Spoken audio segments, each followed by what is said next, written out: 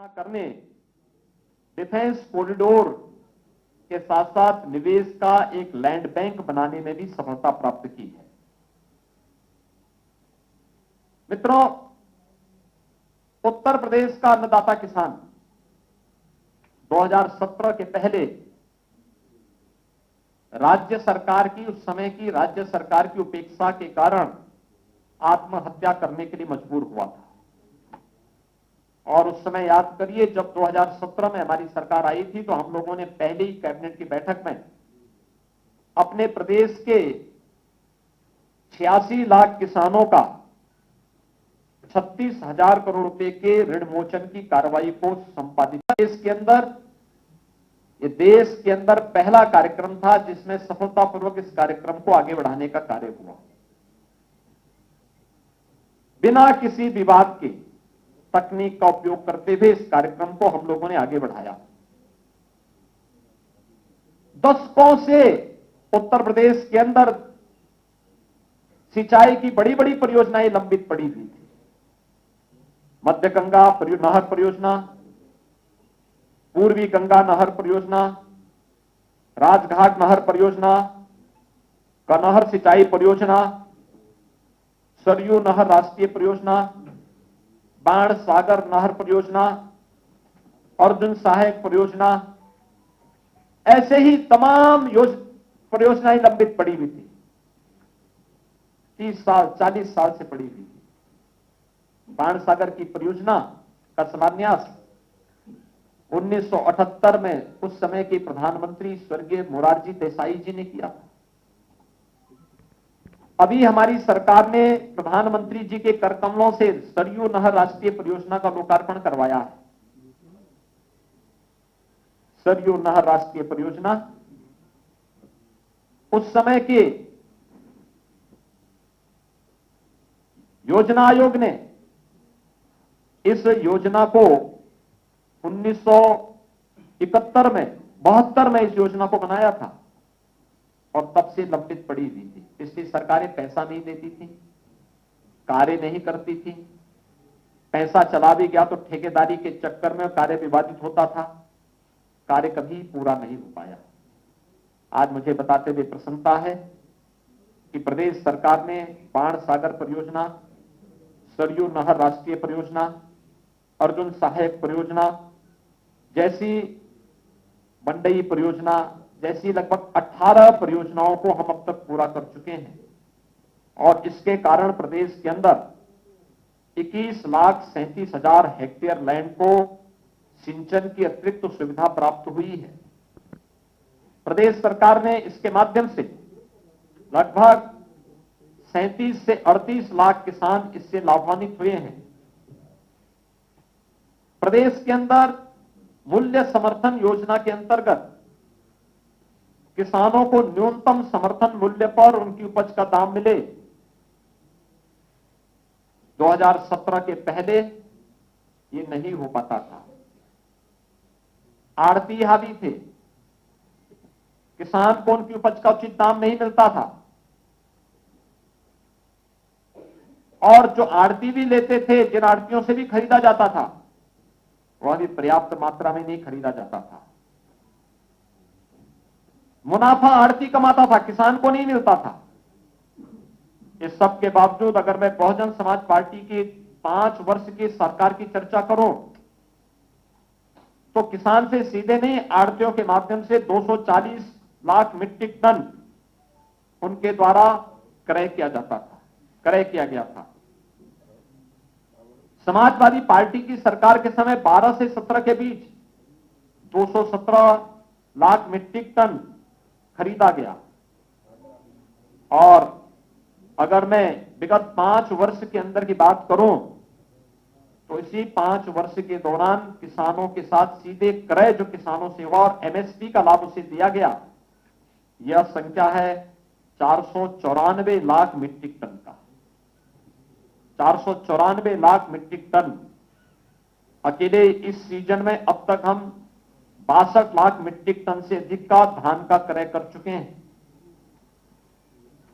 ये धान और गेहूं की जो क्रय की स्थिति प्रदेश के अंदर होनी चाहिए थी, अगर पिछले 15 वर्षों के डाटा को अगर आप देखेंगे तो समाजवादी पार्टी और बहुजन समाजवादी पार्टी के समय में किसानों से सीधे क्रय नहीं होता था, मुनाफा आड़ती कमाता था। उस सब के बावजूद उनका दोनों को मिलाकर के जितना है उससे ज्यादा अकेले 5 वर्ष के अंदर भारतीय जनता पार्टी की डबल इंजन की सरकार ने खरीदा है। ऐसे ही प्रदेश के अंदर जब हम किसानों को भुगतान की बात करें तो उन सरकारों के समय जो भुगतान आड़तियों को होता था 10 वर्ष में हुआ है 54,000 करोड़ रुपए का भुगतान, और भारतीय जनता पार्टी की डबल इंजन की सरकार के समय 5 वर्ष में हुआ है 87,000 करोड़ रुपए का भुगतान। गन्ना किसान, उत्तर प्रदेश में समाजवादी पार्टी और बहुजन समाजवादी पार्टी की सरकार के समय प्रदेश की 29 चीनी मिलें बिकी थी, औने पौने दाम पे बिकी थी। चीनी मिलें बंद हो गई थी, गन्ना किसान बदहाल था। पिछले 5 साल के दौरान भले ही 2 साल कोरोना ने व्यवधान डाले हों, लेकिन तब भी कोई चीनी मिल बंद नहीं हुई। गन्ना किसानों को अब तक उत्तर प्रदेश सरकार 1,57,000 करोड़ रुपए का गन्ना मूल्य भुगतान कर चुकी है। और यही नहीं, हम लोगों ने 3 नई चीनी मिल लगाई। चौधरी चरण सिंह जी जो किसानों के मसीहा थे, उनके स्वयं की कर्मभूमि पर छपरौली में रमाला चीनी मिल की स्थापना करके वह चालू हो चुकी है। ऐसे ही बस्ती जनपद के मुंडेरवा में जहां किसानों पर गोली चली थी, वहां पर भी नई चीनी मिल अपनी पूरी क्षमता के साथ कार्य कर रही है। और गोरखपुर के पिपराइच चीनी मिल बंद कर दी गई थी, औने पौने दाम पे बेच दी गई थी। पिछली सरकारों के समय वहां भी एक नई चीनी मिल लग चुकी है। 20 नई चीनी मिलों के आधुनिकीकरण के साथ राज्य सरकार कार्य कर रही है और लगातार इस दिशा में आगे कार्य कर रही है। चीनी का उत्पादन की अगर हम बात करें तो 10 वर्ष में समाजवादी पार्टी और बहुजन समाजवादी पार्टी की सरकार के समय 64 लाख मीट्रिक टन चीनी का उत्पादन होता है, जबकि भारतीय जनता पार्टी की सरकार के समय देश के अंदर वार्षिक जो उत्पादन है चीनी का, यह उत्तर प्रदेश के अंदर 116,71,000 मीट्रिक टन वार्षिक चीनी का उत्पादन वर्तमान में उत्तर प्रदेश के अंदर हो रहा है। चीनी की खपत नहीं है तो हम शुगर केन से इथेनॉल बना सकते हैं। बहुजन समाजवादी पार्टी की सरकार के समय 7 से 12 के बीच में 58 करोड़ लीटर इथेनॉल का उत्पादन हुआ। समाजवादी पार्टी की सरकार के समय 142 करोड़ लीटर इथेनॉल का उत्पादन हुआ। और भारतीय जनता पार्टी की सरकार के समय, भारतीय जनता पार्टी की डबल इंजन की सरकार ने 348 करोड़ लीटर इथेनॉल का उत्पादन प्रदेश के अंदर किया है। कृषक दुर्घटना बीमा यह केवल बीमा कंपनियों की मनमानी का आधार बन गया था। भारतीय जनता पार्टी की डबल इंजन की सरकार ने इस योजना के अंतर्गत न केवल किसान बल्कि बटाईदार को भी लेकर के प्रदेश के अंदर 2451 करोड़ रुपए की धनराशि किसान और बटाईदार परिवारों को, किसान का परिवार, बटाईदार, इन सबको अब तक उपलब्ध करवाया है। और जो लाभार्थी हैं इनकी संख्या लगभग 54,000 लोग इससे लाभान्वित हुए हैं। और प्रधानमंत्री किसान सम्मान निधि, जिसमें हर किसान को 54,000 रुपए, हर किसान को 6,000 रुपए सालाना प्राप्त होना है। इसमें सपा बसपा की सरकार के समय किसानों के उन्नयन के लिए इस प्रकार की कोई योजना नहीं थी, आज 2,57,00,000 किसानों को इसका लाभ दिया जा रहा है और इसमें 42,414 करोड़ रुपए अब तक अन्नदाता किसानों के खाते में उपलब्ध कराया जा चुका है। मित्रों, महिला सशक्तिकरण यह केवल एक नारा नहीं था, बल्कि हकीकत में भी उत्तर प्रदेश के अंदर देखने को मिला। जब उत्तर प्रदेश सरकार ने प्रधानमंत्री मोदी जी की प्रेरणा से बेटी बचाओ बेटी पढ़ाओ के अभियान, मातृवंदना अभियान, जननी सुरक्षा अभियान जैसे कार्यक्रमों को सफलतापूर्वक लागू करने के बाद उत्तर प्रदेश में स्नातक तक बालिकाओं की शिक्षा को निःशुल्क करने के बाद मुख्यमंत्री कन्या सुमंगला योजना चलाई। मुख्यमंत्री कन्या सुमंगला योजना में 11,57,000 बेटियां अब तक लाभान्वित हो रही हैं और इसने उत्तर प्रदेश के लिंगानुपात को भी सुधारने में बड़ी मदद की है। बैंकिंग कॉरेस्पॉन्डेंट सखी, हर ग्राम पंचायत में बैंकिंग की सुविधा उपलब्ध करवाने के लिए एक बैंकिंग कॉरेस्पॉन्डेंट सखी वर्तमान में कार्य कर रही है।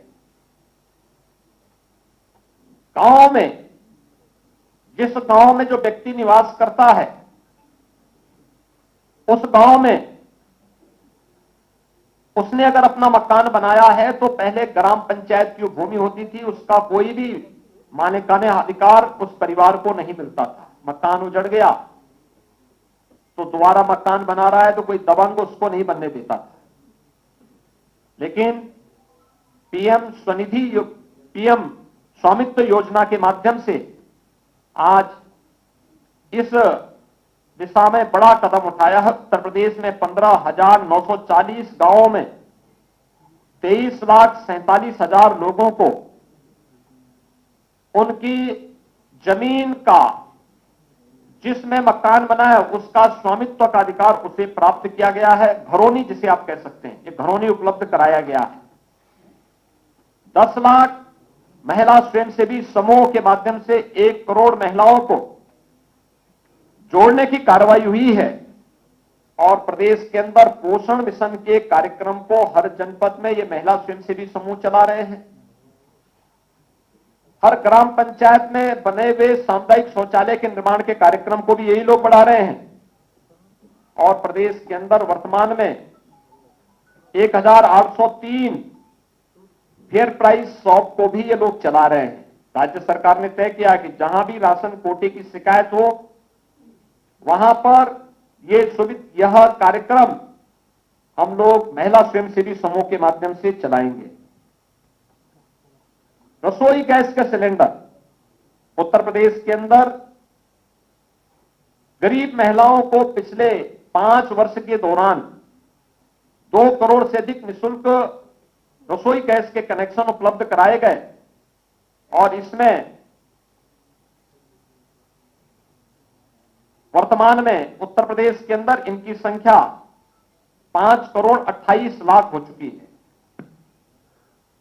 मुख्यमंत्री सामूहिक विवाह की योजना, मुख्यमंत्री सामूहिक विवाह की योजना में राशि 51,000 लाभार्थी परिवार को उपलब्ध कराई जाती है और इस योजना में अब तक 1,76,474 जोड़ों को वैवाहिक बंधन से बांध करके उन्हें शासन की योजना का लाभ उपलब्ध कराया गया।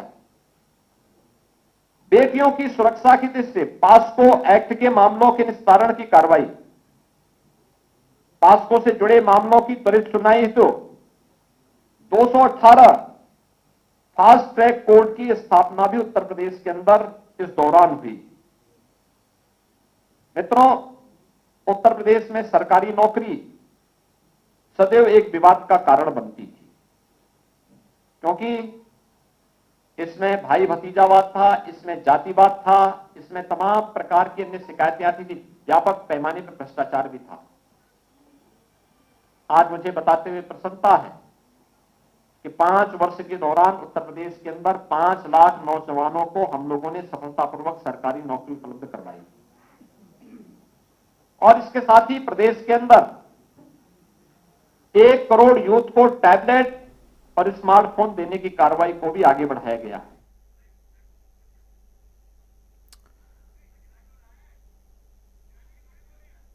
तो मुख्यमंत्री को आप सुन रहे थे, जिनका साफ तौर पर कहना है कि बेहतर काम किया गया है। यूपी में क्राइम रेट में भारी कमी आई है। सपा राज में 700 से ज्यादा दंगे हुए। वहीं एमएसएमई को बैंक से ऋण दिलाने में मदद की गई है। यूपी में पहला डाटा सेंटर भी स्थापित हो रहा है। तो वहीं भूमाफियाओं से मिली जमीन पर जनहित काम किए गए हैं। निवेश मित्र पोर्टल से 349 से ज्यादा सुविधा दी गई है। 5 साल में कोई आतंकी घटना नहीं होने दी। यूपी को हर क्षेत्र में नंबर 1 बनाएंगे। तो मुख्यमंत्री ने इस बात का जिक्र किया। माफिया की संपत्ति भी जब्त की गई है। आज प्रति व्यक्ति आय 94,000 रुपए है। 70 साल में जो नहीं हुआ वो 5 साल में कर दिखाया।